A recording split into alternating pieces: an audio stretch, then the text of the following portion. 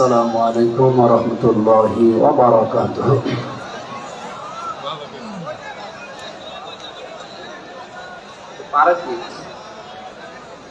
আলহামদুলিল্লাহি রাব্বিল মাশরিকাইনি ওয়া রাব্বিল মাগরিবাইন আল্লাযী খালাকা কুল্লা শাইইন যাওজাইন ওয়া আওজাবা আলাইনা লিইহসানা বিল ওয়ালিদাইন ওয়া নাশহাদু আল্লা ইলাহা ইল্লাল্লাহু ওয়াহদাহু লা শারীকা লাহু وأشهد أن محمدا عبده ورسوله سيد الكونين صلى الله عليه وعلى آله وأصحابه وأتباعه أجمعين ليلا ونهارا في الطرفين فقد قال الله تعالى في كلامه المجيد وبرهانه التوحيد জবান খুলে পড়ে না আউযু বিল্লাহি মিনাশ শাইতানির রাজীম বিসমিল্লাহির রহমানির রহিম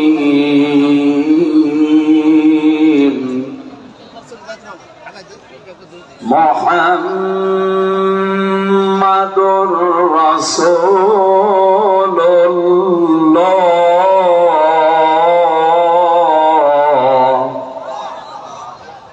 والذين معه أشداء على الكفار رحماء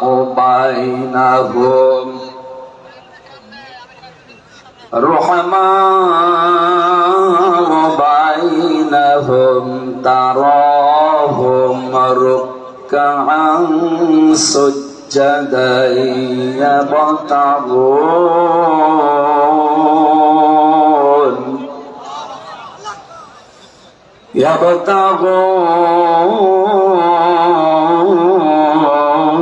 يبتغون فضلا من الله ورضوانا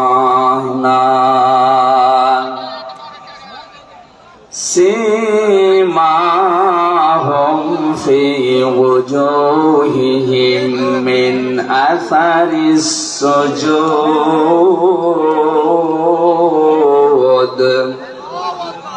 ذلك مثلهم في التوراة ومثلهم في الإنجيل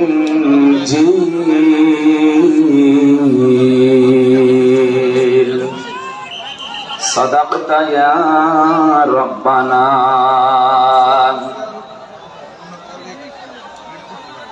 عن أبي هريرة رضي الله تعالى عنه قال قال النبي صلى الله عليه وسلم من أحب لله وأبغض لله وأطاع لله ومنع لله فقد استكمل الإيمان رواه مسلم وما زادهم إلا إيمانا وتسليما اللهم صل على محمد وآله وصحبه وبارك وسلم اللهم صل على محمد وآله وصحبه وبارك وسلم اللهم صل على محمد وآله وصحبه وبارك وسلم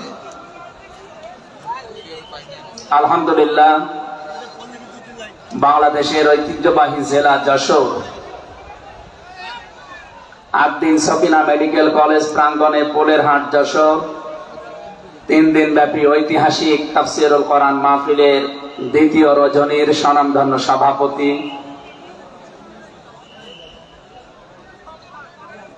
অতদ অঞ্চলের কৃতি সন্তান, ইসলামিক চিন্তাবিদ, চিকিৎসাবিদ,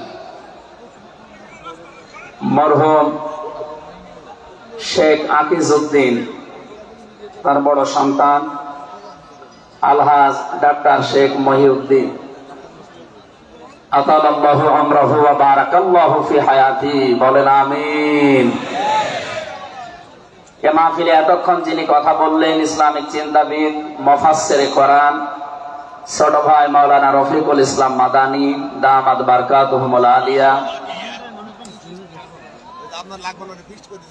আগামীকাল যিনি আসবেন বিশ্বনন্দিত মুফাসসিরে কোরআন, ইসলামিক চিন্তাবিদ, বাংলাদেশের কৃতি সন্তান ডক্টর মিজানুর রহমান আজহারি দামাত বারকাতুহুমুল আলিয়া। আগামীকাল আসবেন আলেমদের মাথার তাজ, ইসলামিক চিন্তাবিদ, মুফাসসিরে কোরআন জনাব শাইখ আহমদুল্লাহ, আতালাল্লাহু উমরাহু ওয়া বারাকাল্লাহু ফি হায়াতি, সকলে বলেন আমিন। গতকাল এখানে যিনি আলোচনা রেখেছেন শাইখুল হাদিস ইবনে শাইখুল হাদিস, আমার কারাগারের সাথী, ইসলামিক চিন্তাবিদ, শিক্ষাবিদ, মুফাসসিরে কোরআন আল্লামা মামুনুল হক হাফিজাহুল্লাহ। গতকাল আলোচনা রেখেছেন শ্রদ্ধাভাজন বড় ভাই মুফাসসিরে কোরআন আব্দুল হাই মোহাম্মদ সাইফুল্লাহ, আতালাল্লাহু উমরাহু ওয়া বারাকাল্লাহু ফি হায়াতি, সকলে বলেন আমিন। মঞ্চের ডানে বামে যারা আছেন সম্মানিত ব্যক্তিবর্গ, সামনে বসা মুসলমান ভাইরা, পর্দার আড়ালের সম্মানিতা মা এবং বোনেরা, প্রশাসনের ভাইরা, প্রাণ প্রিয় যশোরবাসী, আমি প্রথমে দোয়া করছি মহান রব্বুল ইজ্জাত ওয়াল জালালের দরবারে মরহুম শেখ আকিজউদ্দিন, তার একজন সন্তান এই দুনিয়া থেকে বিদায় নিয়েছে। এ মাহফিল যিনি এককভাবে বাস্তবায়ন করতেন খুলনা বেজেরডাঙ্গার ময়দানে, উনি কয়েক বছর আমাদের ভেতরে নেই, আলহাজ শেখ মমিনউদ্দিন, আল্লাহ রাব্বুল আলামিন তার কবরটাকে যেন জান্নাতুল ফেরদাউস বানিয়ে দেন, বলেন আমিন।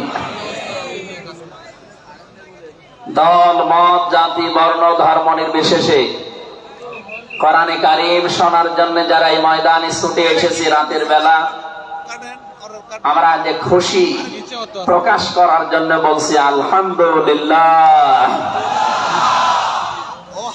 সম্মানিত দুইজন উপস্থাপক, আজকে আপনাদের সামনে যারা কথা বলছিলেন আমাদের যশোরের কৃতি সন্তান, বিশিষ্ট সঙ্গীত শিল্পী, শ্রদ্ধাভাজন বড় ভাই জনাব কবির বিন সামাদ দামাত বারকাতুহুমুল আলিয়া। সম্মানিত উপস্থাপক হিসাবে আরেকজন আছেন বাংলাদেশের কৃতি সন্তান, ইসলামিক চিন্তাবিদ, নাশিদ শিল্পী বড় ভাই জনাব আমিরুল মুমিনিন মানিক হাফিজাহুল্লাহ। যে আল্লাহ আমাদেরকে কণ্ঠ ছেড়ে দিয়েছেন কথা বলার জন্য, 15.5 বছর মনে হচ্ছিল যে আমাদের বুকের উপর একটা পাথর চাপা দেওয়া আছে। পাথরটা আল্লাহ নিজের কুদরতি ভাবে সরিয়ে দিয়েছে। যে আল্লাহ আমাদেরকে এখন এই যে কথা বলার মতো সুযোগ দিয়েছেন, বলেন আলহামদুলিল্লাহ। পৃথিবীতে মানুষ যা পেয়েছে সব কিছুর তুলনায় আল্লাহর কাছে কোরআনে কারীম শ্রেষ্ঠ সম্পদ। আজকের এই ময়দানে সম্পর্ক শুধু কোরআনে কারীমের সাথে, নয়তো আমরা এই হাজার লক্ষ মানুষেরা এ রাতের বেলা প্রচন্ড শীত অপেক্ষা করে আসতাম না। শুধুমাত্র শেখ মহিউদ্দিন সাহেব ডাক দিলে আমরা আসতাম, বিষয়টা এমন না। এখানে সম্পর্ক এই সৌন্দর্যের সাথে কোরআনে। এই জন্য যারা স্বেচ্ছাসেবকের দায়িত্বে আছেন আমি তাদেরকে ওয়েলকাম জানাচ্ছি, ধন্যবাদ জানাচ্ছি। তাদের এই কষ্ট, তাদের এই শ্রম আল্লাহ রাব্বুল আলামিন যেন জান্নাতে যাওয়ার পাতিহ বানিয়ে দেন, বলেন আমিন। কোরআনে কারীমে রব্বুল আলামিন বলেন, কুল বিফাদলিল্লাহি ওয়া বিরহমাতিহি ফাবিযালিকা ফালিয়াফরাহু হুয়া খায়রুম মিম্মা ইয়াজমাউন। বলেন বলেন আল্লাহু আকবার। আল্লাহ পাক বলেন, নবী আপনি বলুন, তাম পৃথিবী যা পেয়ে আনন্দে আছে, যা গেইন করে, যা অ্যাচিভ করে, যা অর্জন করে, আমি আল্লাহর কাছে কোরআনে কারীম শ্রেষ্ঠ সম্পদ। সুতরাং কোরআন যারা পেয়েছে তারা যেন আনন্দ করে। আজকে খুলনা বিভাগের মানুষগুলো, খুলনা বিভাগ সহ বাংলার অন্যান্য বিভাগ থেকেও মানুষের আজকে এসেছে কোরআনে কারীম সত্যি যারা শোনার জন্য, বোঝার জন্য এসেছি। এটা পুরা এখন ইবাদত চলছে। আমরা খুশি দুনিয়ার সব কিছুর তুলনায় আজকে, বলেন আলহামদুলিল্লাহ। প্রাণপ্রিয় শ্রোতা মণ্ডলী, কোরআনের শ্রোতা যারা আমরা এখানে বসে আছি, এর আগে যারা দুনিয়ায় কোরআনে কারীম শুনেছে, কিয়ামত পর্যন্ত যারা শুনবে, কোরআনে কারীম এই শ্রোতাকে 3 ভাগে বিভক্ত করে দিয়েছে। এখানে ওই 3 প্রকার মানুষ আছে, কিয়ামত পর্যন্ত তারা থাকবে। প্রথম নাম্বার, এই কোরআনে কারীম শোনার পরে যারা বাধা দিয়েছিল এই দুনিয়ায়, আল্লাহর কোরআন তাদেরকে ঘোষণা দিয়েছে তারা কাফের। এই বাংলাদেশে আমরা এই 54 বছরে নামধারী মুসলমান, কিন্তু অনেক কাফেরের আচরণ দেখতে পেয়েছি। সূরা হামিম সাজদার 26 নম্বর আয়াতে আল্লাহ তাদের পরিচয় দিয়েছেন, وَقَالَ الَّذِينَ كَفَرُوا لَا تَسْمَعُوا لِهَذَا الْقُرْآنِ وَالْغَوْا فِيهِ لَعَلَّكُمْ تَغْلِبُونَ। আল্লাহ পাক বলেন, কাফেরেরা সিদ্ধান্ত নিয়েছিল সব চলতে দেওয়া যাবে, মুহাম্মাদের কোরআনে কারীম এটা চলতে দেওয়া যাবে না। কারণ তারা বুঝেছিল এটা 1500 বছর আগে নাযিল হওয়া। ভালোভাবে আবু জাহেল টের পেয়েছিল, বুঝেছিল এ কোরআনে কারীম মুহাম্মদুর রাসূলুল্লাহ যেটা বোঝাতে চায়, এটা যদি সত্যি জনগণ বুঝতে পারে আর মেনে নেয়, আমি যে অবৈধ চেয়ারে বসে আছি এই চেয়ার থাকবে না। যুগে যুগে যারা কোরআন বাধা দিয়েছে তারা এই টাইটের পেয়েছে। তারা খুব ভালোভাবে জানে কোরআন যারা প্রচার করে, সত্যি কোরআনের এই কথাগুলো যদি সাধারণ মানুষেরা, জনগণ বুঝে ফেলে, আমরা যে শয়তানি করি, আমরা যে অবৈধভাবে টিকে আছি, এইটা থাকবে না। এই জন্য বাস্তবতা হচ্ছে কোরআন শুনলে বাধা দেবে এরা 1 নম্বরে কাফের। আমরা জানি কাফের মারা গেলে জানাজা হয় না, হয়? বলেন বলেন। কাফেরের জন্য দোয়া করাও জায়েজ নেই। আল্লাহ রাব্বুল আলামিন বলেন, মা কানা লিন-নাবিয়্যি ওয়াল্লাযীনা আমানু আইয়াস্তাগফিরু লিল মুশরিকিন ওয়ালাউ কানু উলি কুরবা মিন বাদি মা তাবায়্যানা লাহুম আন্নাহুম আসহাবুল জাহিম।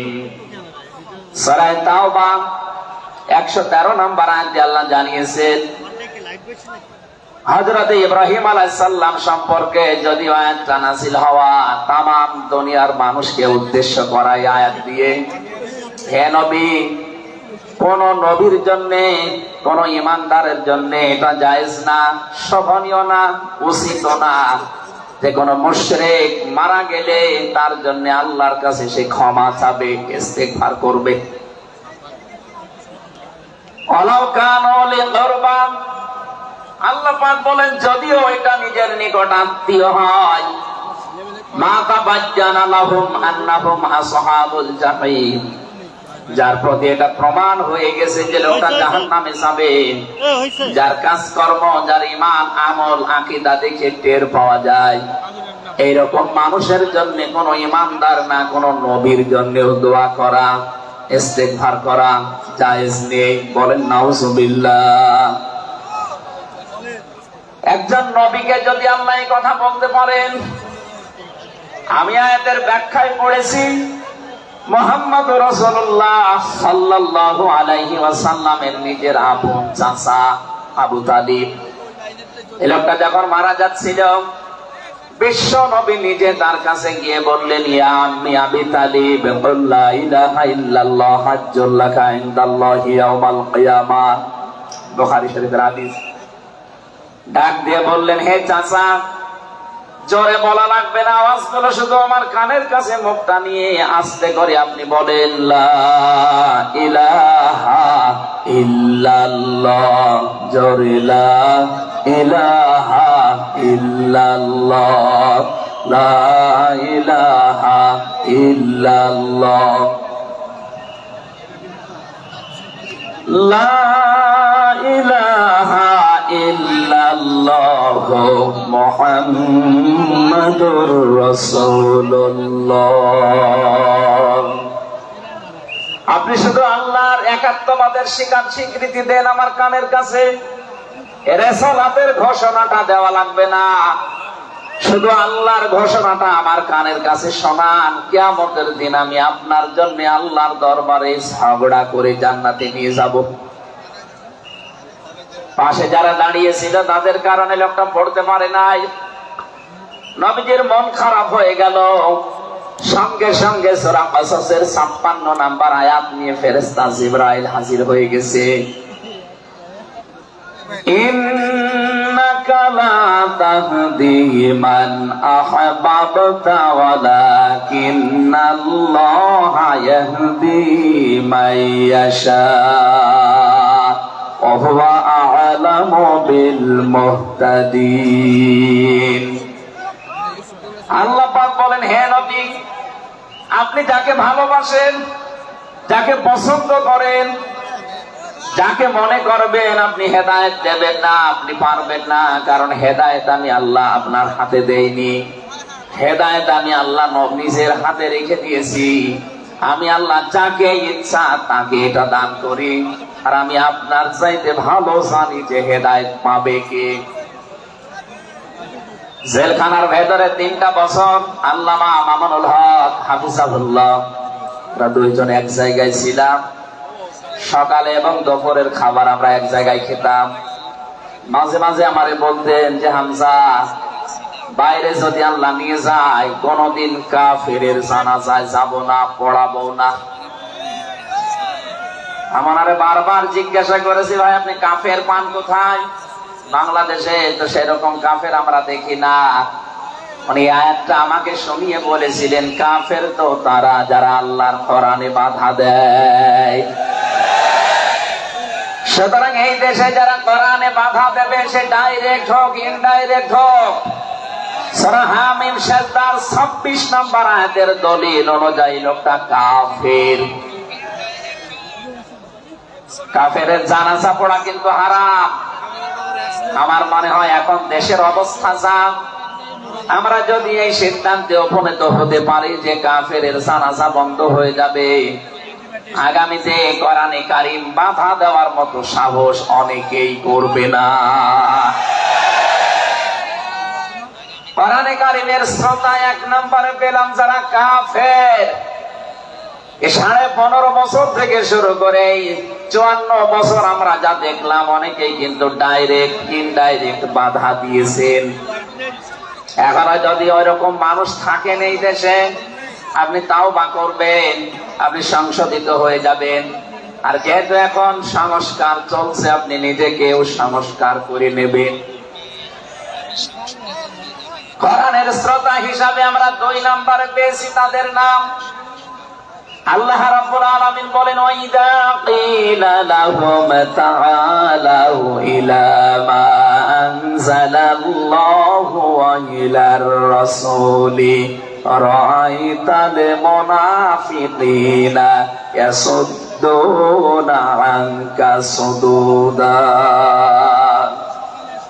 সূরা নিসার ৬১ নম্বর আয়াতে আছে, হে নবী, মানুষদেরকে আপনি যখন বলবেন আসো আল্লাহর বিধানের দিকে আসো, রাসূলের জীবনের দিকে আসো, আপনি দেখতে পাবেন অনেক মানুষ শুনতেও আসবে কোরআন, আপনার কথাও শুনতে আসবে। কিন্তু যখন দেখবে যেগুলো কোরআনের সাথে আমাদের জীবনের মিল নেই, তার আসলে এই আদর্শের দিকে ডাকে, এগুলোর সাথে বাস্তবতা আমাদের মেলে না।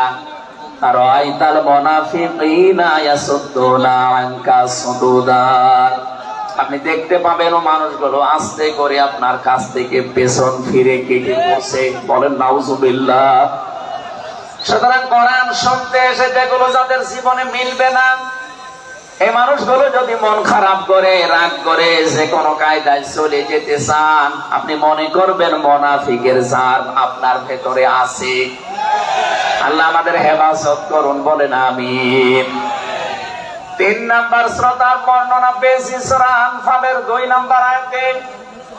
আল্লাহ পাক বলেন, ইন্নামাল মুমিনুনা আল্লাযীনা ইযা যুকিরাল্লাহু ওয়াজিলাত কুলুবুহুম ওয়া ইযা তুলিয়াত আলাইহিম আয়াতুহু যাদাতুহুম ঈমানা ওয়া আলা রাব্বিহিম ইয়াতাওয়াক্কালুন।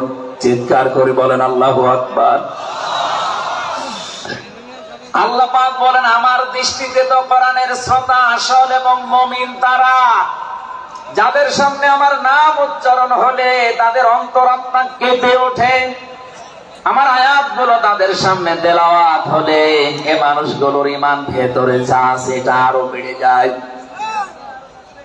এখানে যাদাতুহুম ঈমানার ব্যাখ্যায় আমি দেখেছি, শরীরের পশমগুলো দেখবেন আপনি হঠাৎ খাড়া হয়ে যাবে, বাম স্তনের 2 আঙ্গুল নিচে একটা গোস্তের টুকরা আছে, ওটা কাঁপবে, কাঁপাকাঁপি করবে, একটা অনির্বচন শোক আপনি আলাদা অনুভব করবে। এই দিনটা যদি এখন আমাদের ভেতরে তৈরি হয়, আলা রাব্বিহিম ইয়াতাওয়াক্কালুন, বাড়ি যাওয়ার আগে এই সিদ্ধান্ত নিয়ে যাওয়া যাবে যে আল্লাহ ছাড়া আর কারো উপরে আমরা ভরসা করি না, বলেন সুবহানাল্লাহ। এই 3টা আয়াত দিয়ে আমি বোঝাতে চেয়েছি কাফের কারা, মুনাফিক কারা, আল্লাহর দৃষ্টিতে মুমিন কারা। 3 নাম্বারে এই তরিকায় যদি আমরা এই 3টি গুণ অর্জন করতে পারি, আজকে আল্লাহর কথাগুলো শুনলে আপনার ভেতরে কাঁপ ধরবে। 2 নাম্বারে আল্লাহর আয়াত তেলাওয়াত হবে, যখন বুঝতে পারবেন যে কি বলে, وَإِذَا سَمِعُوا مَا أُنزِلَ إِلَى الرَّسُولِ تَرَى أَعْيُنَهُمْ تَفِيضُ مِنَ الدَّمْعِ مِمَّا عَرَفُوا مِنَ الْحَقِّ يَقُولُونَ رَبَّنَا آمَنَّا فَاكْتُبْنَا مَعَ الشَّاهِدِينَ। সূরা মায়েদা 7 নাম্বার পারার 1 নাম্বার পৃষ্ঠার 1 নাম্বার লাইনের 83 নাম্বার আয়াতে আছে। তাফসীরে ফি জিলালিল কোরআন থেকে শোনাচ্ছি। রব্বুল আলামিন বলেন, নবী আপনি যখন ওদের সামনে পড়বেন, আমার এই আয়াতগুলো যখন ওরা মন দিয়ে শুনবেন, অনুধাবন করতে পারবেন, উপলব্ধি করার যোগ্যতা যাদের আছে, আপনি দেখবেন ওদের চোখ দিয়ে মনের অজান্তে পানি পড়ছে। এখানে অ্যাক্টিভ হন আরো, কারণ কোরআন শোনার 2টা নিয়ম আল্লাহ দিয়েছেন, ফাসতামিউ লাহু ওয়া আনসিতু। শুধু শোনা না, তাহলে সামিয়া দিতেন। আল্লাহ ফাসতামিউ দিয়েছেন, এজন্য মনোযোগ সহকারে শুনতে হবে। আজকের তেলাওয়াতকৃত আয়াত থেকে আমরা তাফসীর আকারে কথা বলবো ইনশাআল্লাহ। 2 নাম্বারে চুপ থাকা লাগবে। আমি এখনো অনেককে দেখতে পাচ্ছি এদিকে ওদিকে তাকাচ্ছেন, গল্প করছেন। আশা করছি কোরআনে বর্ণিত আল্লাহর এই 2টা নির্দেশ আপনি মেনে নেবেন। 1 নাম্বারে চুপ থাকবেন, 2 নাম্বারে মনোযোগ সহকারে শুনবেন। লাআল্লাকুম তুরহামুন, আশা করা যায় আল্লাহর রহমত এখানে নাযিল হবে। আল্লাহ আমাদেরকে আয়াতটা মেনে চলার তৌফিক দেন, বলেন আমিন। এখানে কোরআনের আলোচনা শুনলে সবার চোখে পানি আসবে না। যারা এটা উপলব্ধি করতে পারবে, অনুধাবন করতে পারবে, আপনি দেখবেন তাদের মনের অজান্তেই কখন যেন চোখ দিয়ে পানি গড়িয়ে পড়ছে, তারা নিজেরাও টের পাবে না। আল্লাহ যেন এই 3 নাম্বার এই প্রকার শ্রোতা হিসাবে আমাদের কবুল করেন, বলেন আমিন। দরুদ আর সালাম পাঠ করছে আমাদের নবী মুহাম্মদুর রাসূলুল্লাহ সাল্লাল্লাহু আলাইহি ওয়াসাল্লামের প্রতি, যার প্রতি কোরআনে কারীম আল্লাহ নাযিল করেছে। সেই কোরআনকে যদি আপনি জিজ্ঞাসা করেন, হে কোরআন, যার উপরে নাযিল হলে তার সম্পর্কে তোমার ভেতরে কোনো কিছু আছে, কোনো পরিচয়? আল্লাহ রাব্বুল আলামিনের কোরআন আমাদেরকে শোনাচ্ছেন, وَإِذْ قَالَ عِيسَى ابْنُ مَرْيَمَ إِنِّي رَسُولُ اللَّهِ إِلَيْكُمْ مُصَدِّقًا لِمَا بَيْنَ يَدَيَّ مِنَ التَّوْرَاةِ। আয়াতের শেষের দিকে আল্লাহ ইসমুহু আহমাদ এই শব্দ দিয়ে জানিয়েছেন, হযরত ঈসা আলাইহিস সালাম তিনি জানিয়ে গিয়েছেন এই পৃথিবীতে আমার পরে একজন নবী আসবে যার নাম হবে আহমদ। আমাদের নবীর পরিচয়টা আল্লাহ কোরআনে কারীম যিনি নাযিল করলেন তার উপরে, তার ভেতরে তার নামটা আল্লাহ সংরক্ষণ করে দিয়েছেন। প্রশ্ন আসতে পারে, এক একজনের তো বহু নাম আমরা দেখি, হে কোরআন তোমার ভেতরে কি মুহাম্মদুর রাসূলুল্লাহ সাল্লাল্লাহু আলাইহি ওয়াসাল্লাম এই নাম তোমার ভেতরে আল্লাহ কি তার সম্পর্কে দিয়েছেন নাকি? আমরা যে তেলাওয়াত করেছি সূরা ফাতিহা, এই সূরা থেকে যেহেতু আজকে আলোচনা করব, এই সূরার প্রথম আয়াতে আমার আল্লাহ আমার নবীর নামকে উল্লেখ করে জানিয়েছেন। এটা 29 নম্বর আয়াত, মুহাম্মাদুর রাসূলুল্লাহ। সূরা ফাতিহার 29 নম্বর আয়াতটা আমরা পড়েছি 4 ভাগের 1 ভাগ। এই আয়াত থেকে আমরা আজকের আলোচনার বিষয় সাজিয়েছি। আমার আজকের বিষয়বস্তু, আমরা মুহাম্মাদুর রাসূলুল্লাহর উম্মত হতে চাই। সত্যি যদি আল্লাহর দৃষ্টিতে বিশ্বনবী মুহাম্মদুর রাসূলুল্লাহর উম্মত আমরা হতে চাই, মাস্ট বি তেলাওয়াতকৃত আয়াতের এই বর্ণিত গুণগুলো আমাদের এখন থেকেই অর্জন আরম্ভ করা লাগবে। আমি সহ যারা এসেছি অবশ্যই আল্লাহ এই গুণগুলো এখন থেকে যেন পালন করার তৌফিক আমাদেরকে দান করেন, আমিন। সূরার নাম সূরা ফাতিহা, ফাতাহ মানে বিজয়। এই সূরার প্রথম আয়াতের ভেতরে এই শব্দটা আছে, এখান থেকে নামকরণ করা হয়েছে।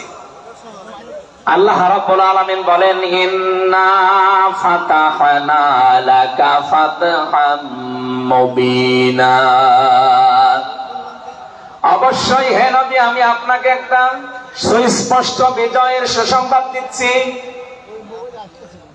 এই বিজয়ের ঘটনা তো ঐতিহাসিক ভাবে ইবনে কাসিরের ভেতর থেকে আমি শিক্ষার জন্য এবার বলছি, এদিকে খুব অ্যাক্টিভ হয়ে থাকবে।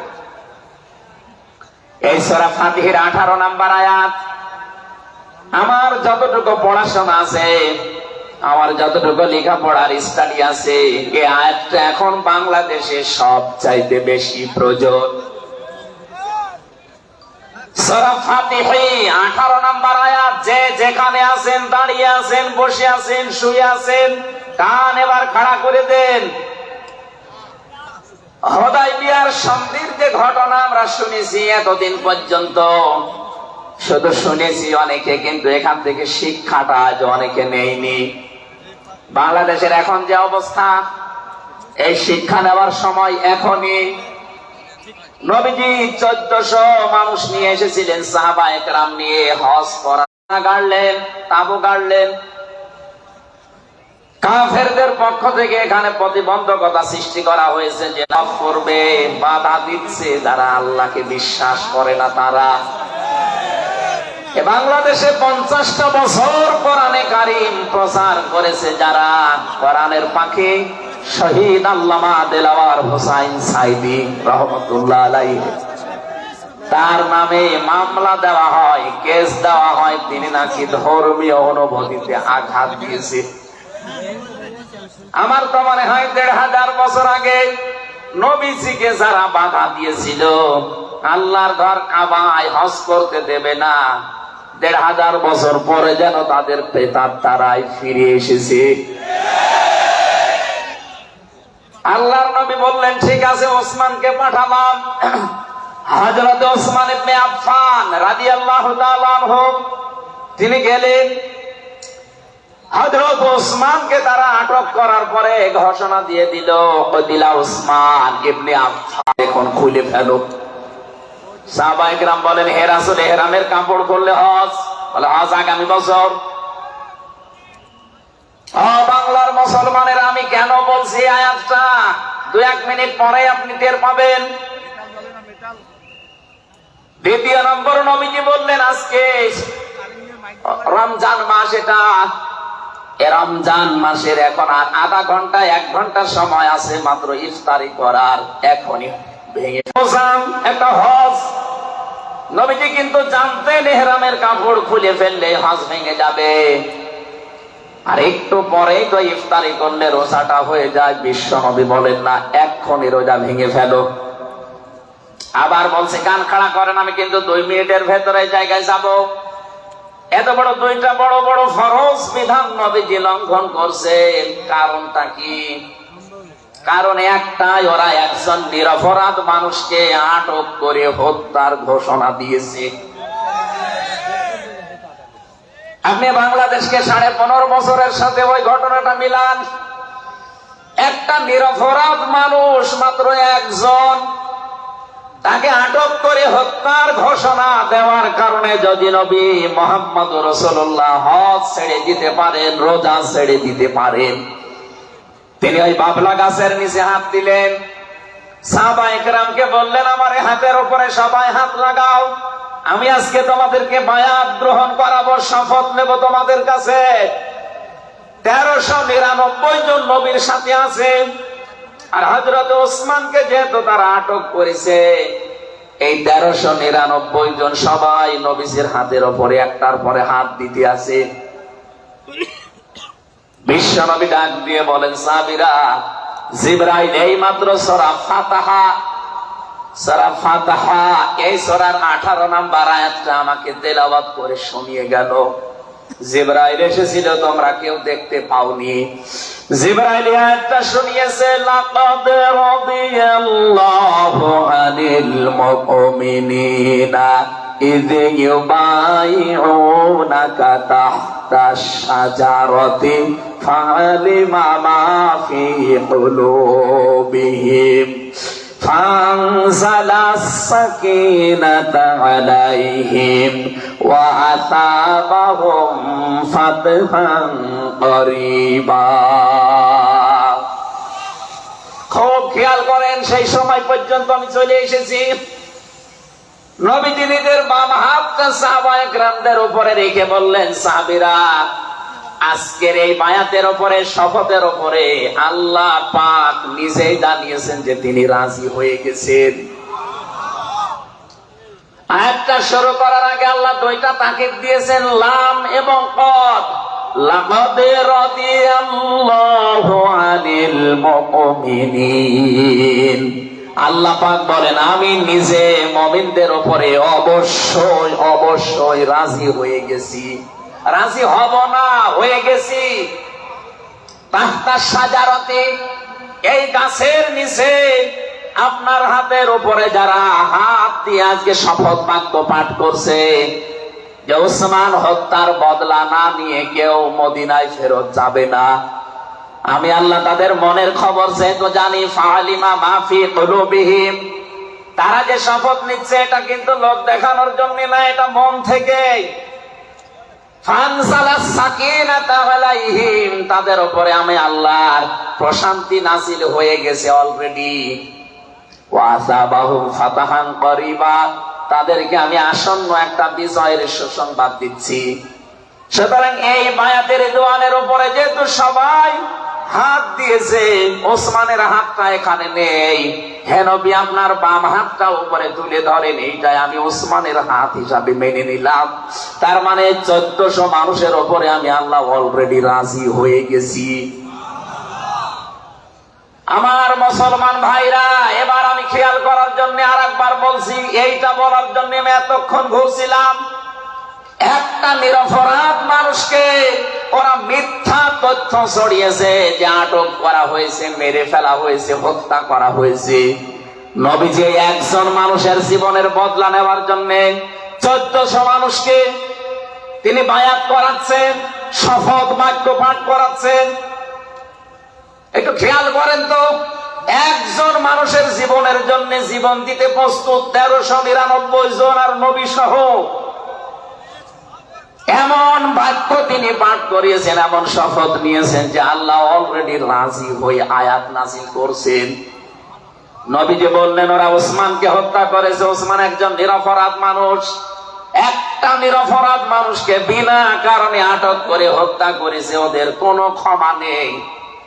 আমরা আজকে 1400 মানুষ শপথ নিলাম ওদেরকে হত্যার প্রতিশোধ না নিয়ে আমরা কোনোদিন আর মক্কা মদিনায় ফেরত যাব না।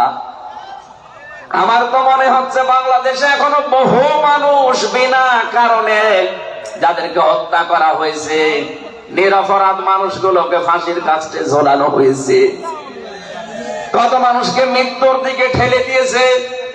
এখনো জিন্দা শহীদ জনাব এটিএম আজহারুল ইসলাম এখনো জেলখানায় পৌঁছতেছে। বানানো বিচার ব্যবস্থা, বানানো বিচারপতি, নিজেদের উকিল, নিজেদের পিপি, নিজেদের সাক্ষী, নিজেদের রায় সব দিয়ে একটা মানুষকে 17 বছর আপনি আটক করে রেখেছেন।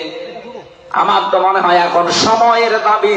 সূরা ফাতিহা থেকে যেহেতু তাফসীর শুনছেন, আজ এই বাংলার 18 কোটি জনগণের উপরে যদি আল্লাহ পাক খুশি হতে চান, এই নিরপরাধ মানুষগুলোকে জেলখানা থেকে মুক্ত করা লাগবে।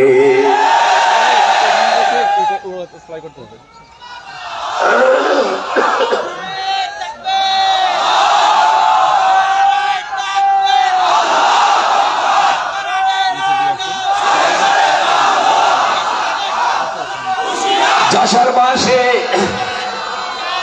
আল্লাহ রাব্বুল আলামিন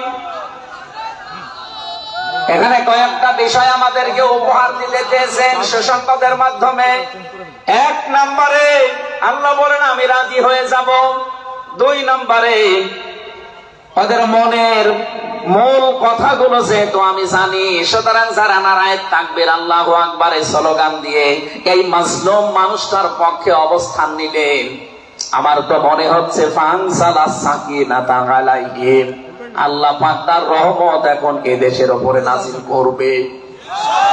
2 নম্বরে ওয়াসাবাহুম ফাতাহান করিবা, একেবারে সুপ্রসন্ন নিকটবর্তী বিজয় আমাদেরকে আল্লাহ এই মাজলুম মানুষটার পক্ষে দাঁড়ানোর কারণে দেবে। আমি আজকে একজন জেল খাটা মানুষের সাথে কথা বলছিলাম, তিনিও প্রায় 3.5-4 বছর জেলে ছিলেন। তিনি জানাচ্ছিলেন যে হামজা ভাই, আসলে আমরা যারা জেলে ছিলাম তারা ছাড়া এটা বোঝানো সম্ভব না।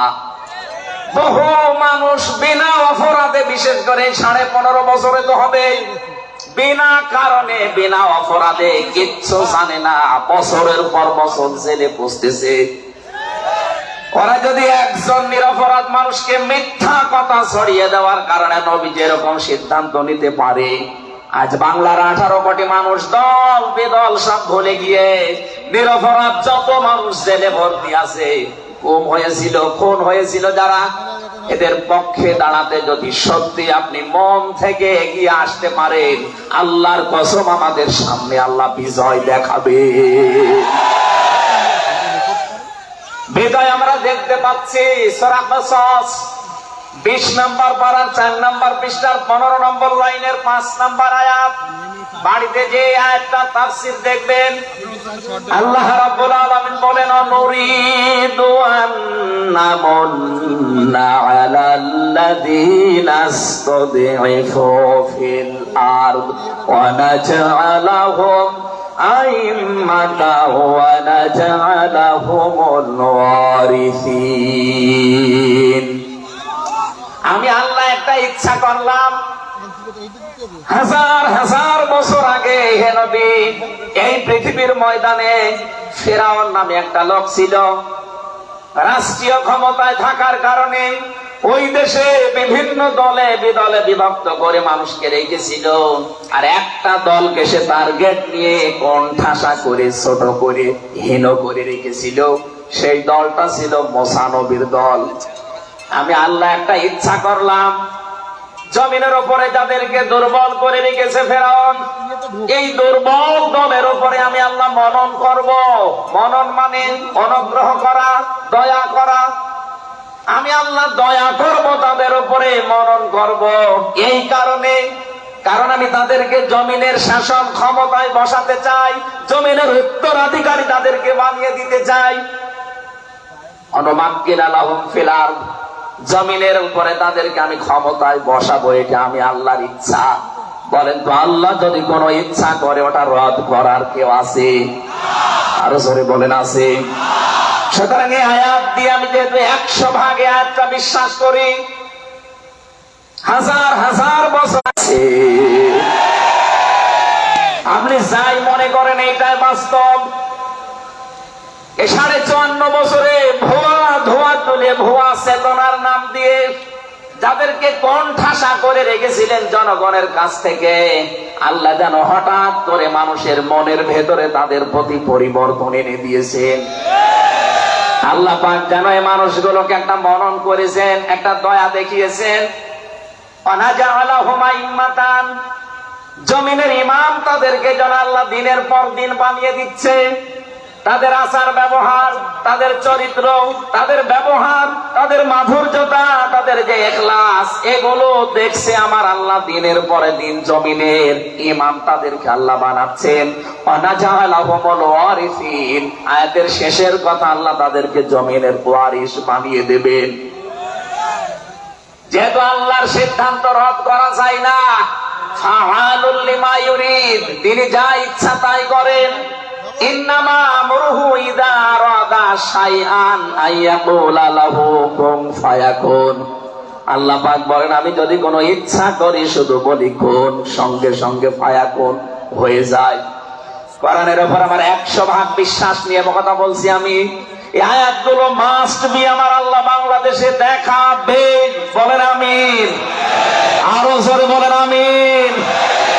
6 নম্বর আয়াত হচ্ছে অনুমাক্কিনা লাহুম ফিল আরদ, আমি আল্লাহ তাদেরকে জমিনের চেয়ারে ক্ষমতায় বসিয়ে দেব। কেন জানো? অনুরিয়া ফিরাউনা ওয়া হামানা ওয়া জুনুদাহুমা মিনহুম মা কানু ইয়াহদারুন, আমি আল্লাহ দেখাতে চাই ফেরাউনকে, হামানকে আর তার সৈন্যবাহিনীকে, তারা তাদেরকে সবচাইতে বেশি ভয় করত জমিনে যাদেরকে, সেই মুসা নবীর দলকে আমি আল্লাহ জমিনের শাসন ক্ষমতায় বসিয়ে তাদেরকে দেখাবো। এই 54 বছর জালেম এবং মুনাফিকরা সবচাইতে বেশি ভয় বাংলাদেশে যাদেরকে করেছে, তাদের প্রতি মানুষের মন মানসিকতা আল্লাহ ঝুঁকিয়ে দিয়েছে। এই জন্য কোরআনের আয়াতের উপরে বিশ্বাস করে বলছি, এই বাংলাদেশে যারা নিরপরাধ মানুষ আছে তাদেরকে যদি 5 তারিখের পরে বিভিন্ন আন্দোলনের কারণে, মানবিকতার কারণে ছেড়ে দেওয়া হয়, বিশেষ করে ম্যাডাম খালেদা জিয়াকে আপনি ছেড়ে দিয়েছেন, এরপরে আমরা দেখতে পেলাম আব্দুল সালাম পিন্টু ভাইকে ছেড়ে দিয়েছেন, এরপরে গিয়াসউদ্দিন মামুন ভাইকে ছেড়ে দিয়েছেন, মিয়ানুরউদ্দিন অপু ভাইকে ছেড়ে দিয়েছেন, আমরা চাই জনাব এটিএম আজহারুল ইসলামকেও মুক্তি দেওয়া হোক। এ দাবির পক্ষে আছেন কারা দেখি? লিল্লাহি তাকবীর।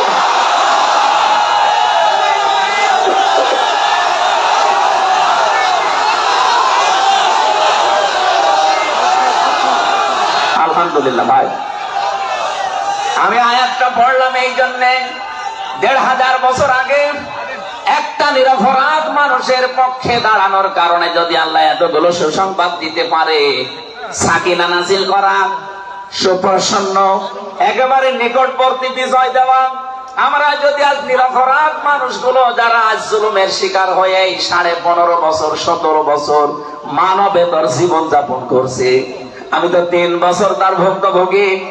3টা বছর আমাদেরকে ফাঁসির কন্ডেম সেলের ভেতরে 24 ঘন্টা লকআপ দিয়ে রাখতেন। কি করেছিলাম আমরা? আজকে এই যে মাহফিলের 6 জন আলেমের ভেতরে আমরা 3 জনই এক জায়গায় ছিলাম, জেলখানায়। আর বাকি 3 জনের ভেতরে একজন তো বাইরের দেশে, আর 2 জন আব্দুল হাই সাইফুল্লাহ, শাইখ আহমদুল্লাহ, 2 জন মজলুম। তাদেরকেও কোরআনের কথাই দেশে 15.5 বছর আপনারা বলতে দেননি। এজন্য আমি আয়াত থেকে যেটা শিক্ষা দিতে চাই, কাটছাট কথা বলছি। বাংলাদেশে যদি আল্লাহর সাকিনা, প্রশান্তি মনে এবং বাইরে আপনি দেখতে চান, সুপ্রসন্ন বিজয় যদি দেখতে চান, অবশ্যই আপনাকে নিরপরাধ যারা এখনো পর্যন্ত বিভিন্ন জায়গায় মাজলুম হয়ে আছে তাদের পক্ষ নেওয়া লাগবে। কথা বলুন।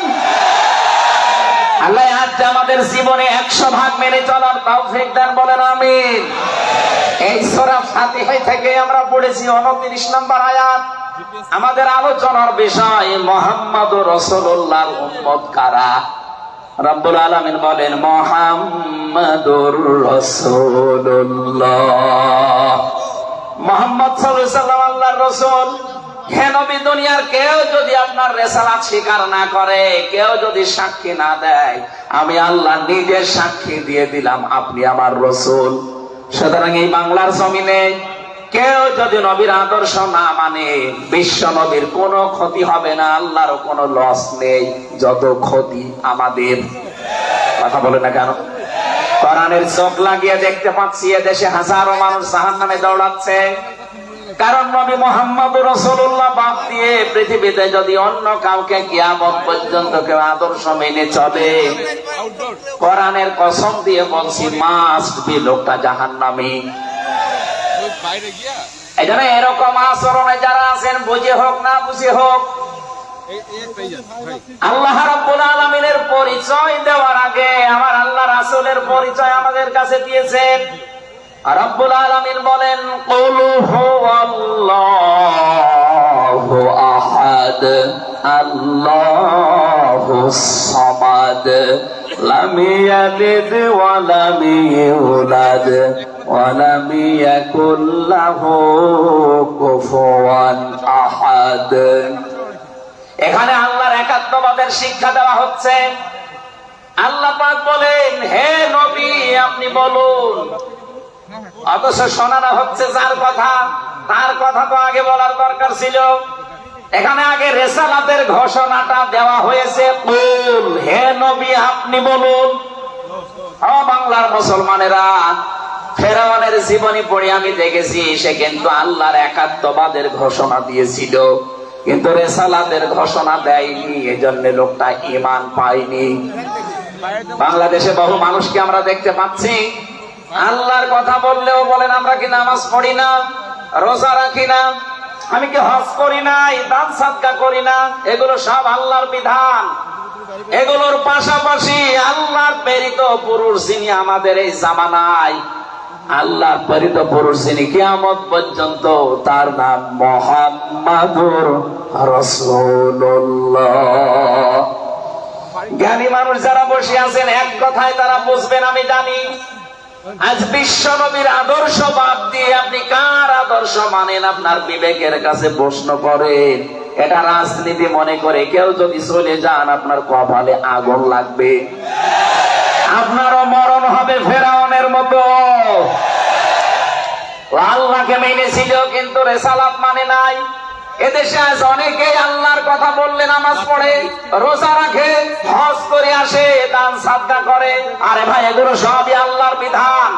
আপনি আল্লাহকে মানেন, কিন্তু তার প্রেরিত পুরুষ এই জামানায় যিনি কিয়ামত পর্যন্ত, তার নাম মুহাম্মাদুর। আবার জোরে বলেন মুহাম্মাদুর রাসূলুল্লাহ। এতক্ষণ পর্যন্ত যা বললাম আমি আশা করছি আপনি বুঝেছেন। বিশ্ব নবী বাদ দিয়ে অন্য কারো আদর্শ এই জমিনে মানা যাবে না। মানলে আপনি বুঝে মানেন, আর না বুঝে মানেন আপনি জাহান্নামী। এখন যদি মুসা আলাইহিস সালাম আসে দুনিয়ায়, যদি ঈসা নবী এখন আসে, আর আমরা কেউ যদি আল্লাহর নবী মুহাম্মদুর রাসূলুল্লাহকে বাদ দিয়ে ঈসা নবী, মুসা নবীকেও মেনে চলি, নিছক আপনি জাহান্নামী। এটা রেকর্ড হচ্ছে, সারা দুনিয়ায় যাবে। সূরা আলে ইমরানের 80 নম্বর আয়াত। অন্য ধর্মে যারা আছেন, ইহুদি, খ্রিস্টান, আহলে কিতাব যারা দাবি করেন, এমনকি এই মুশরিকদের ভেতরেও যারা, বৌদ্ধদের ভেতরে যারা অমুসলিম, তাদেরকে বলছি আপনারা ভুল পথে আছেন। আপনারা যাদেরকে নবী নাম বলে চলেন, যিশু বলেন, ঈসা আলাইহিস সালামকে, মুসা আলাইহিস সালামকে আপনারা যোসেফ বলে ডাকেন, আপনাদের ওই সমস্ত নবীগুলো তাওরাতে, ইনজিলে অলরেডি ঘোষণা দিয়েই গেছে যে আমাদের পরে একজন শেষ নবী আসবে, তার নাম মুহাম্মদুর রাসূলুল্লাহ বা আহমদ। তাকে যদি তোমরা জীবদ্দশায় পেয়ে যাও, পৃথিবীর সব কিছু ছেড়ে দিয়ে তার আদর্শটা গ্রহণ করবা, নয়তো পথভ্রান্ত হয়ে, পথভ্রষ্ট হয়ে জাহান্নামে যাওয়া লাগবে। যাকে মেনে চলার দাবি করেন, সেই যিশু, সেই যোসেফ, হযরত ঈসা নবী, হযরত মুসা নবী, তারাই যেহেতু ঘোষণা তাওরাতে, ইনজিলে দিয়ে দিয়েছে, হয়তো আপনাদের পুরোহিত যারা, ধর্মগুরু যারা, ঠাকুর যারা আপনাদেরকে শোনায় না। এই সত্য বিধান আপনি ইনজিলে পড়েন, আমার শেষের শব্দ ছিল ফিত তাওরাতি ওয়াল ইনজিল। এই দুইটা কিতাব আপনারা পড়ে দেখবেন, এখানে আমাদের নবী, শেষ নবীর বর্ণনা আছে 903 জায়গায়। বলেন আল্লাহু আকবার। আল্লাহ পাক প্রথম শব্দে জানাতে চেয়েছেন, হে নবী, কেউ যদি আপনাকে স্বীকার না করে, কেউ না মানে, আমি আল্লাহ নিজে ঘোষণা দিলাম, ওয়াল্লাযীনা মাআহু আশিদ্দাউ আলাল কুফফার। আপনার সঙ্গে সাথী যারা হবে, আপনার সাথে যারা থাকবে, আপনার উম্মত বলে যারা কিয়ামত পর্যন্ত দাবি করবে, তাদের ভেতরে এই গুণগুলো মাস্ট বি পাওয়া যাবে।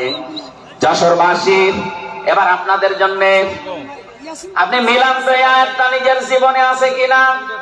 ওয়াল্লাযীনা, আর যারা, মাআহু, আপনার সঙ্গে থাকবে, আশিদ্দাউ আলাল কুফফার, তারা কাফেরদের প্রতি বজ্রকণ্ঠ হবে।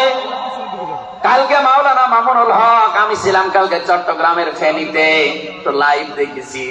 উনি কিন্তু শেষের দিকে এটা জানিয়েছেন, ওঠো, বজ্রমুঠি করো, ঘোষণা দাও। কথা বলেনি? কথা বলেন না কেন? ওনার এইটাই সামারাইজ, আশিদ্দাউ আলাল কুফফার, কাফেরদের প্রতি কঠোর হওয়া লাগবে। সেই সময় এখন অলরেডি চলছে। প্রতিবেশী নামে আমাদের যারা আছে, যেহেতু প্রতিবেশী পাল্টানো যায় না, এজন্য আমরা বেশি কিছু বলছি না। আমরা আশা করব যে প্রতিবেশীর চরিত্র পাল্টাবে। নবীজি প্রতিবেশী সম্পর্কে এত বেশি কথা জানিয়েছেন, মাঝে মাঝে বলতেন, জিবরাইল, প্রতিবেশী সম্পর্কে যত কথা তুমি বলো, মনে হয় যে আমার জমি জায়গার ভাগও দেওয়া লাগবে। যেহেতু এত দামি জিনিস প্রতিবেশী, এত গুরুত্বপূর্ণ, আপনাদেরকে তো আমরা পাল্টাতে পারবো না, আমাদের জমির সাথে আপনাদের জমি। এই জন্য বলছে আপনারা চরিত্র পাল্টাবেন। আপনি মাইক্রোসফট, ভয়েস অফ আমেরিকা, এগুলো সব খ্রিস্টানরা, ইহুদিরা চালায়। তারা আজ তামাম দুনিয়ার 257টা রাষ্ট্রে কিন্তু অলরেডি জানিয়ে দিয়েছে, বিশ্বের সবচাইতে বেশি মিথ্যা কথা বলা হয় ভারতে। পৃথিবীর 257টা রাষ্ট্রের ভেতরে সবচাইতে বেশি সংখ্যালঘুরা নিরাপত্তার সহিত বাস করে বাংলাদেশে। অথচ এই দুইটা এতদিন, 54 বছর আমরা স্বাধীন হয়েছি, 54টা বছরে আমাদের পেছনে এই মিথ্যা দুইটা তথ্যই প্রতিবেশীরা ছড়িয়েছে। সারা দুনিয়ার মোড়লদেরকে বলতো যে বাংলাদেশে সংখ্যালঘু নির্যাতন হয়। এদেশের গোবিন্দ পরামানিক, কুমার কি সেন, যেন কয়েকজন মিলে তারা বিবৃতি অলরেডি মাঝে মাঝাই দিচ্ছে যে আগস্টের 5 তারিখের পর থেকে বাংলাদেশে আমরা সবচাইতে বেশি নিরাপত্তায় আছি সংখ্যালঘুরা। এখনো তো কোরআনে কারিম এই দেশে কায়েম হয়নি। আমি কোরআনের এই অনুষ্ঠান থেকে আপনাদেরকে গ্যারান্টি দিতে পারি, আল্লাহর কসম, কোরআনে কারিম যদি এদেশের রাষ্ট্রীয় ক্ষমতায় চলে আসে, বাংলাদেশের সবচাইতে বেশি নিরাপদে থাকবে সংখ্যালঘুরা। একজন মুসলমানের মাথায় যদি কেউ আঘাত করে, একটা গোনা হবে। একটা মুসলিমের গায়ে যদি কেউ আঘাত করে ডবল গুনাহ হবে। বাংলার মুসলমানেরা অনেকে মনে করেন যে এটা মনে হয় নতুন হাদিস। না, আপনি একজন মুসলমানকে আপনি মারলেন, আপনার নিজের ভাই, সে আল মুসলিম আখুল মুসলিম, কিন্তু অমুসলিম আপনার ভাই। এ কথা কোরআনেও নেই, হাদিসেও নেই। কে কথা বলে না কেন? তিনটা বিষয় যদি কারো ভেতরে পান, সে যেই হোক। এক নম্বরে কেউ যদি আমার কেবলাকে কেবলা মনে করে, ফাহুয়া আখি, সে আমার ভাই। দুই নম্বরে আমার জবাই করা জিনিস যদি সে খেতে চায়, ফাহুয়া আখি, সে আমার ভাই। তিন নম্বরে সে যদি আমার মতো নামাজ পড়ে, সে আমার ভাই। সুতরাং এই তিনটা বিষয় সামনে রেখে আমরা এই দেশে যারা আছি, মতের হয়তো মিল নেই, দলের হয়তো নামের মিল নেই, কিন্তু এই তিনটা বিষয় যারা মানবেন, আমার মতো নামাজ পড়বেন, আমার কাবাকে কাবা মনে করবেন, আমার জবাইকে তো ব্যস্ত আপনিও খাবেন, এতে যেই হোক এই দেশে আমরা সবাই তাকে ভাই ভাই ভাই মনে করি। কথা বলেন ঠিক কিনা? এই তিনটার বাইরে যারা আছেন তারা তো আর আমার ভাই না। তাদের সম্পর্কে কি? তারা আমার এই দেশের আমানত। এক নম্বরে এই সংখ্যালঘু যারা আছে, হিন্দু হোক, খ্রিস্টান হোক, বৌদ্ধ হোক, মুশরিক হোক, যাই হোক, যারা আছে তাদের উপর যদি আপনি অত্যাচার করেন, তাদের মন্দির ভাঙেন, তাদের দেবতাকে গালি দেন, তাদের মাথায় বাড়ি দেন, চাঁদাবাজি করেন, এক নম্বরে জুলুমের গুনাহ হবে, দুই নম্বরে আমানতের খেয়ানতের গুনাহ হবে। এই জন্য আমরা সাবধান থাকি। আগস্টের 5 তারিখের পরে আমরা অনেকের চরিত্র একটু ওলট পালট দেখতে পাচ্ছি। আশা করছি আপনি থামবেন, নয়তো কিন্তু বদনাম হয়ে যাচ্ছে। আপনি গোয়েন্দা বিভাগের খোঁজ রাখেন, তারা কিন্তু সব নখদর্পণে রেখেছে, কে কি করছে এটা সব তারা দেখছে। এই জন্য আমরা এমন কোন আচরণ না করি, আপনার নিজের ভুলের কারণে নিজের পায়ে আমার কোড়াল লেগে যায়। তারা সব দেখতে পাচ্ছে এই 4.5 মাসে কারা মানবতার জন্য কাজ করে, কারা দেশের জন্য কাজ করে, কারা এই 2780 জন মানুষ হাসপাতালের বেডে কাতরাচ্ছে, এদের কাছে কারা গেছে সব খোঁজ তাদের কাছে আছে। 2732 জন মানুষ হত্যা হয়েছে একজনের নির্দেশে। এতগুলো শহীদ পরিবারের পাশে কারা কারা দাঁড়াচ্ছে সব তাদের কিন্তু ডকুমেন্ট আছে। এই জন্য আপনি মনে করছেন আমি ডুবে ডুবে জল খাবো, ঘোলা পানিতে মাছ শিকার করব, কেউ কিছু টের পাবে না, কখনো না। সব তাদের আয়ত্তের ভেতরে আছে। এই জন্য এমন কাজ করা দরকার আমাদের, আগামীতে যেন শুধু ওই 14 দল বাদ দিয়ে আমরা যারা মুসলিম আছি, এই মানুষগুলো যেন রাষ্ট্রের দায়িত্ব পায়, আর কোরআন আর হাদিস দিয়ে বাংলাদেশের 56,000 বর্গ মাইল চলে। কারা কারা রাজি আছেন দেখি? লিল্লাহি তাকবীর।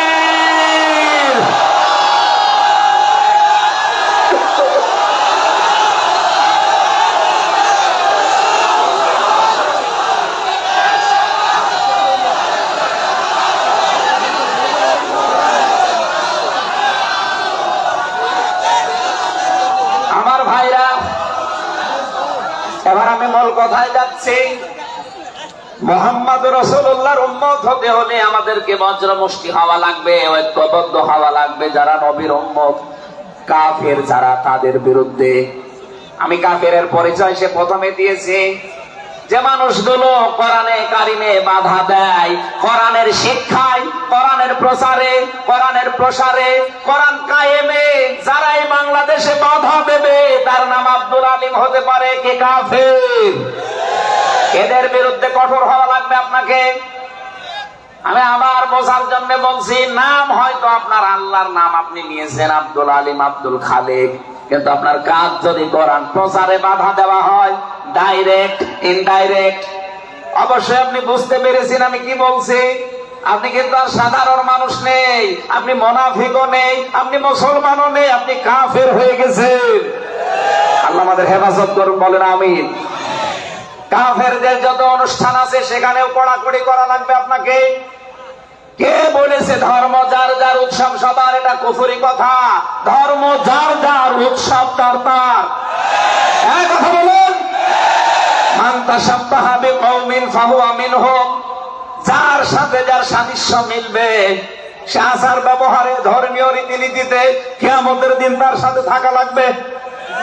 কোনদিন আজ পর্যন্ত আপনি পিটিয়েও কোন হিন্দু ভাইকে গরু জবাই করেন যখন কোরবানি দেওয়ার জন্য, তাকে পাবেন? তারা জানে যে এটা আমাদের ধর্মীয় অনুষ্ঠান না, এই জন্য তারা আসে না, ঠিক করে তারা আসে না। আপনি কোন কারণে সেখানে যাবেন?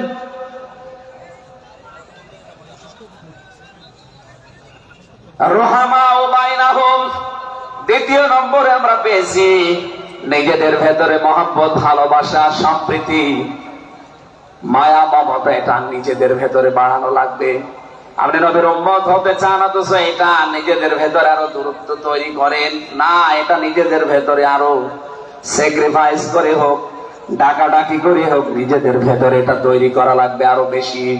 তার অহমরুকান সজ্জাদা, হে নবী, আপনার উম্মত যারা, আপনার সাথে যারা আছে, তাদেরকে দেখতে পাবেন আল্লাহর সন্তুষ্টি এবং অনুগ্রহ তালাশ করার জন্য তারা রুকু এবং সেজদাকারী অবস্থায় তাদের দেখতে পাবেন। নবীর উম্মত যারা এসেছেন, অন্য ধর্মের লোকদেরকে বাদ দিলাম, বিশ্ব নবীর উম্মত যারা এখানে বসে আছেন, আমাদের উচিত হবে যতদিন আজরাইল না আসে ফরজ নামাজ আমরা কোনোদিন ছেড়ে দেব না। আরো জোরে বলেন। আল্লাহ যেন এটা মেনে চলার তৌফিক দেন আমাদের একেবারে জীবনের শেষ দিন পর্যন্ত। 2 নম্বরে, ফরজ নামাজের সময়টুকু সেভাবেই হোক বের করে আপনি আদায় করেন। সুন্নত নফল ওইগুলো যদি পড়তে না পারেন পরবর্তীতে পড়বেন, কিন্তু ফরজ নামাজ কেউ ছেড়ে দিয়ে সে আল্লাহর আয়ত্ত থেকে বের হয়ে যায়। বলেন নাউজুবিল্লাহ।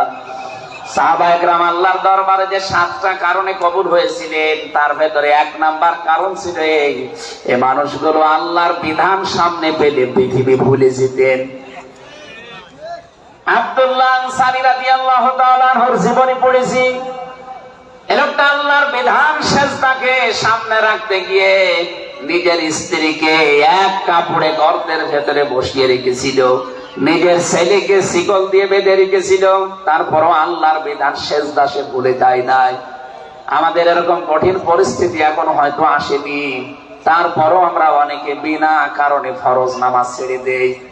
আমি নামাজের কথা মুসলমানদের কাছে সচরাচর বলতে চাই না, কারণ একজন মুসলমান আর একজন কাফেরের ভেতরে পার্থক্য নামাজ। নামাজ যদি কেউ না পড়ে সে মুসলমান থাকে কি করে? সুতরাং আযান হওয়ার পরে মুসলমান যাবে মসজিদে নামাজ আদায় করতে, মানুষ টের পাবে যে লোকটা মুসলমান। রিজালুল্লাহ তুলহিহিম তিজারাতু ওয়ালা বাইউন আন যিকিরিল্লাহ ইলা আখিরি আয়াত। মুসলমান ব্যবসায়ী যারা, তাদের পরিচয় আল্লাহ দিয়েছেন। আল্লাহ রাব্বুল আলামিন বলেন, এই পৃথিবীর ময়দানে যারা মুসলমান ব্যবসায়ী, আযান হওয়ার সঙ্গে সঙ্গে ব্যবসা প্রতিষ্ঠান বন্ধ করে দিয়ে তারা সেজদায় দৌড়াবে। ইয়াবতাগুনা ফাদলাম মিনাল্লাহি ওয়া রিদওয়ানা। এখানে আল্লাহ 2টা শব্দ ব্যবহার করেছেন। আল্লাহর ফজল যদি কেউ চায় তাহলে অবশ্যই তাকে মসজিদে যাওয়া লাগবে। আল্লাহুম্মা ইন্নী আসআলুকা মিন ফাদলিকা, ফজলের জন্য জমিনে আল্লাহ পাঠিয়েছেন আমাদেরকে, আর রহমতের জন্য তার ঘর মসজিদে পাঠিয়েছেন। এখানে আল্লাহর রহমতের জন্য 5 বার আল্লাহর ঘরে আমাদেরকে যাওয়ার নির্দেশ দিয়েছেন আল্লাহ। আর যদি ফজল অনুগ্রহ পেতে চাই, রিজিক, এগুলোর জন্য জমিন, এই জমিন আল্লাহ আমাদেরকে হালাল রুজি উপার্জন করার যে ব্যবস্থা, এরকম ময়দান যেন তৈরি করে দেন। বলেন আমিন। সীমাহুম ফি ওজুহিহিম মিন আসারিস সুজুদ। আল্লাহ বলেন এদের এই চিহ্নগুলো, সেজদার চিহ্নগুলো এদের চেহারার বিভিন্ন জায়গায় ফুটে উঠবে। কিয়ামতের ময়দানে এই চিহ্ন দেখে দেখে নবী সুপারিশ করে করে জান্নাতে নিয়ে যাবে। হয় কপালে, নাই নাকে, নাই হাতে, যে সমস্ত জায়গায় সেজদা দেওয়ার জন্য আপনি জমিনে লাগিয়েছিলেন, এই জায়গাগুলো কিয়ামতে চমক দিতে থাকবে। আল্লাহ আমাদের প্রত্যেককেই এই 5টি গুণ অর্জন করার মাধ্যমে বিশ্ব নবীর খাঁটি উম্মত হওয়ার তৌফিক দিন। আমিন, আল্লাহুম্মা আমিন। লা ইলাহা ইল্লা আনতা সুবহানাক ইন্নী কুনতু মিনাজ জালিমিন।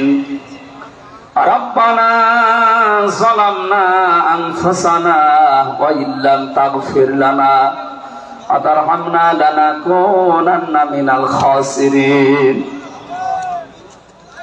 যেখানে যারা দাঁড়িয়ে আছেন মোনাজাতটা বসে করেন, যদি সুযোগ থাকে। মোনাজাত হচ্ছে আল্লাহর কাছে, বসে করেন মোনাজাতটা। যেখানে যারা দাঁড়িয়ে আছেন বসেন, বসেন, প্রত্যেকেই বসেন, মাথা নিচে করেন, চক্ষু বন্ধ করেন। নিজের জীবনের অপরাধ গুলো স্মরণ করেন মনে মনে।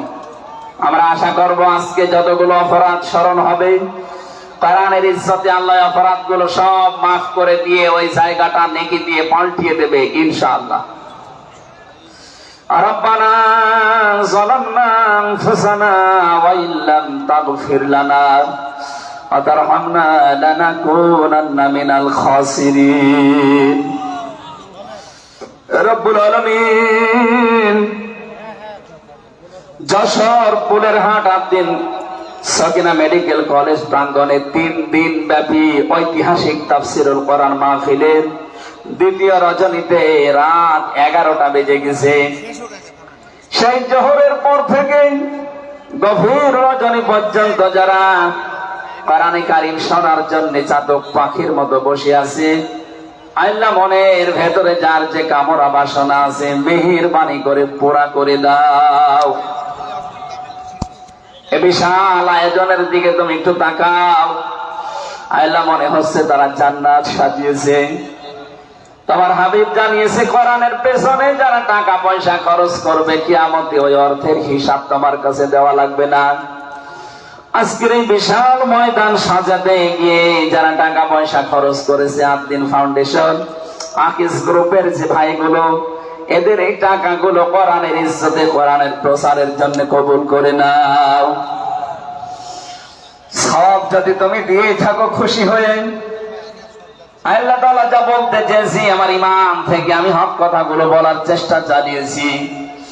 সওয়াব যদি অক্ষরে অক্ষরে 10টা করে নেকি হয়ে যায়, সওয়াবগুলো তুমি আমাদের নবীর রওজায় পৌঁছিয়ে দাও। দুনিয়ার মাটির নিচে যারা ঈমান নিয়ে ঘুমিয়ে আছে এদেরকে ক্ষমা করে দাও।